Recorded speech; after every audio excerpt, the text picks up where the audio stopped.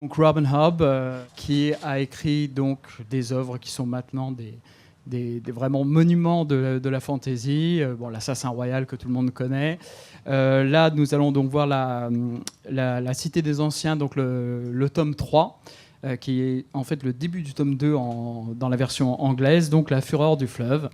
What I found extremely fascinating is the way you actually take dragons, which is maybe has been written. These are characters that have been written about for years, and by every well-known author of the fantasy realm. And you start by even them. That's what I was saying. You mistreat your characters. They start by being really in trouble with stumpy legs and arms. They're not even real dragons anymore. Is that something you plan as an effect to hook readers at the start, or is it just part of it goes with the flow? Like most of my stories, it's part of a larger story arc.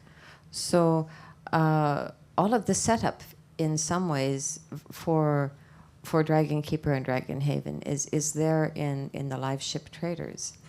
At the end of that book, and I hope I'm not doing big spoilers, there is concern that the serpents have remained far too long in their serpent form. So if the next story I wrote said, oh, and everything was fine, it doesn't really, it's a false use of fantasy magic. You seem to like to go back to some places as if they were home. I mean, these universes that you've created, is there a nostalgia in that sometimes after doing a series, you feel like going back to either this land or the other? Or? It is. It's a familiar territory, yes, and that is for the reader as well as the writer. And when a book ends, it always ends in the spot where the next story would logically begin. Mm-hmm. And so it's natural, I think, to look back and say, well, I wonder what happened next, and then to say, well, I know what happened next, and if it's a sufficiently compelling story, then it's fun to go back and to tell that story. But sometimes, you look back on characters and say, well, what happened next? And the answer is, well, they lived ordinary lives, and it was not happily ever after, but life ever after, and perhaps there is not an exciting continuation. One thing that I noticed here, the way you shift from one character to another in the storytelling. I think I've noted maybe 3 or 4 characters that seem to come back in different scenes.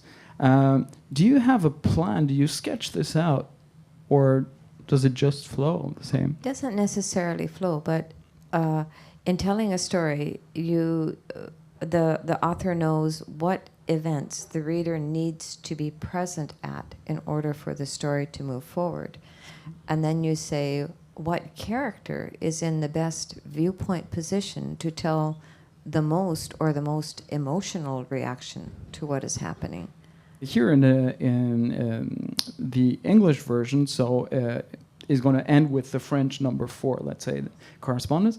Is there something else after? Are you stopping? Because I found several things on the internet. People saying there were 2 more coming up, or that this was over. What's the story there?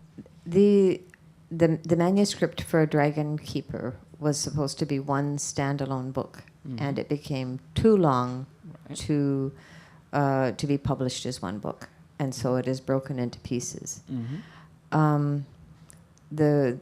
The next book that I worked on is actually a collection of stories by Robin Hobb and Lindholm that will soon come out. Okay.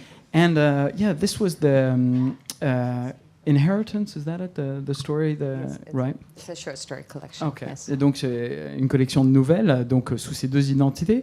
And why actually? Because you've written under the 2 names, but separately. Mm-hmm. Is there a reason for this merging of the waters? What's the story? I think my editors and I thought it would be an interesting thing to do. I'm frequently asked about the Lindholm stories, and well, are they the same? And I say, no, I write very differently in a different voice, with a different choice of topics and a different approach to how the story is told. So my editor thought it would be a very interesting thing to put these two side by side for the contrast. Okay.